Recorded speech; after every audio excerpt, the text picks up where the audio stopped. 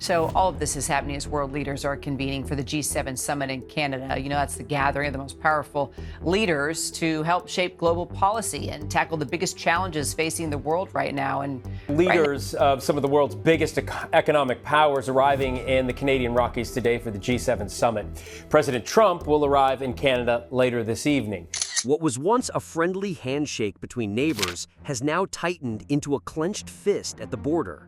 For decades, the bond between the United States and Canada stood as one of the strongest alliances in global politics, united by shared history, borders, and values.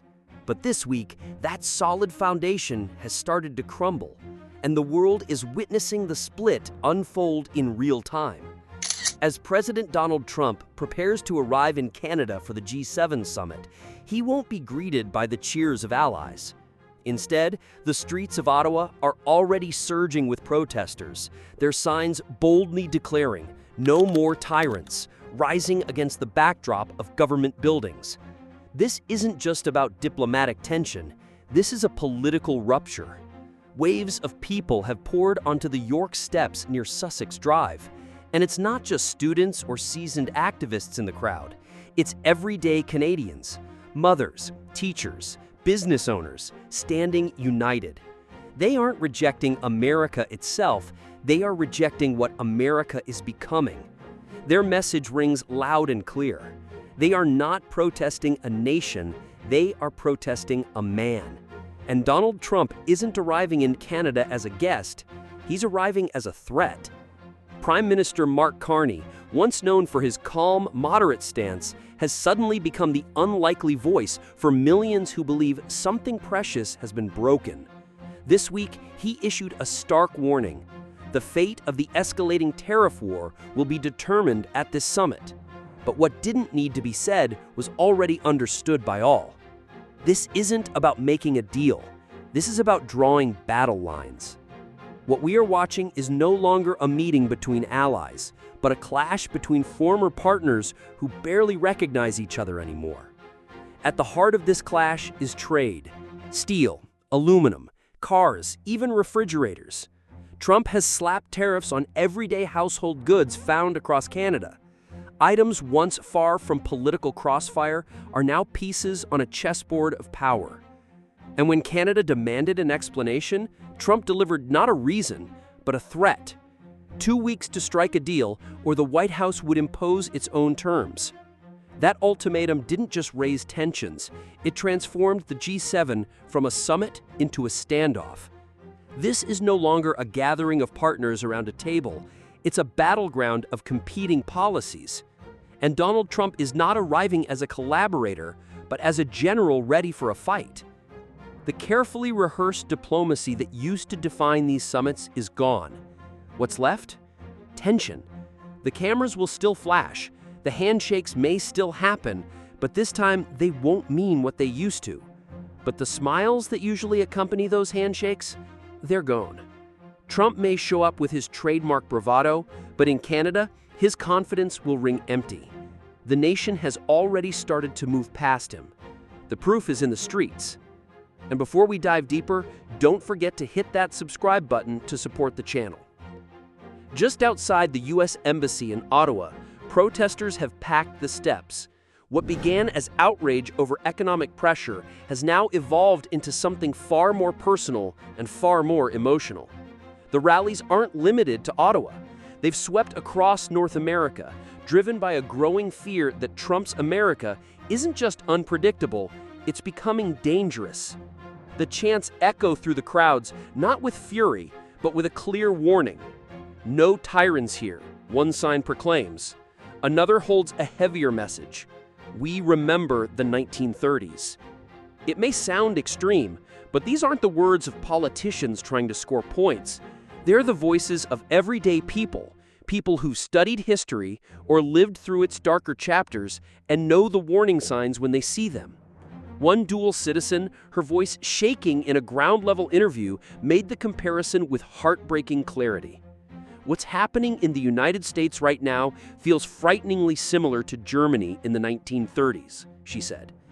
This isn't political theater, it's raw, lived fear. Her concerns aren't about tax laws or foreign relations. She's worried about something far more terrifying, the creeping shadow of dictatorship crossing borders. And she's not alone. Across Canada, people are raising their voices, not because they hate America, but because they're afraid of what America is becoming. They see a country that once championed freedom, now bending to the will of a single man's ego. They see a leader who doesn't use power to serve, but to punish. They aren't lighting the streets with violence, they're illuminating them with truth. Because what's at stake here isn't just a trade dispute. It's something far more fragile, the future of global trust. Trump prides himself on being the ultimate deal maker. But what happens when the world no longer wants to make deals with him? What happens when an ally decides it won't be pushed around? That's exactly what Prime Minister Mark Carney is doing, standing firm, standing calm, backed by the collective resolve of an entire nation. Canada's resistance isn't just political, it's moral. The G7 was meant to be a stage for unity. Trump turned it into a loud, flag-waving rally for America First. He escalated steel tariffs, slapped new taxes on everyday household items, and signaled that auto tariffs could be next. Each move shoved Canada closer to a breaking point. But something else happened. Trump's trade war was exposed for what it really is. It's not about protecting workers, it's about flexing power. When Trump targets Canada's manufacturing sector, he's not defending jobs. He's proving that he can make someone else's morning coffee more expensive, just to prove a point. The fallout? Prices are climbing. Jobs are disappearing. Friendships between nations are fracturing. Canadian factories are already cutting shifts. Stores are raising prices. Supply chains are breaking down. And the workers losing their jobs? They know this isn't about market competition. It's Washington's political game, and they're the ones paying the price. Trump has weaponized trade, and now even old allies are beginning to see him less as a partner and more as a destabilizing force. And this shift isn't happening behind closed doors. It's happening out in the streets.